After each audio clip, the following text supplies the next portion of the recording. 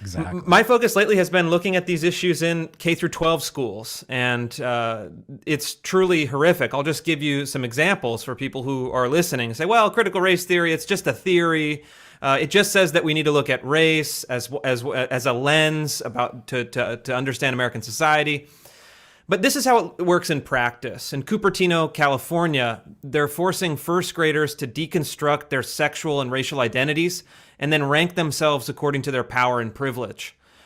In a middle school in Springfield, Missouri, not exactly a blue state, they're separating teachers between oppressor and oppressed, telling white male Christians that they are inherently the oppressor class, and then telling women, people of color, and sexual minorities that they are inherently oppressed and that they all suffer from covert white supremacy.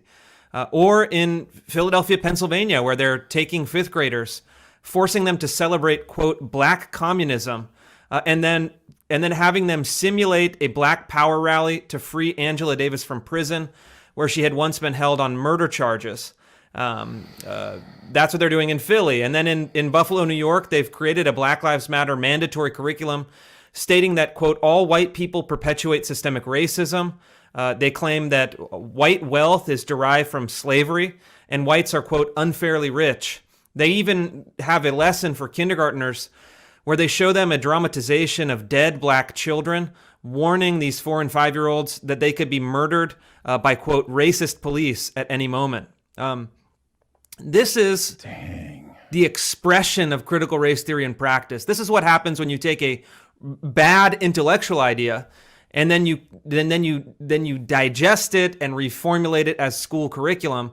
It's not only shocking and morally wrong, but as Carlin pointed out, these things are also violations of the First Amendment because they compel speech that violates students' conscience. They're a violation of the 14th Amendment because they traffic in racial hostilities that target one group on the basis of a protected category.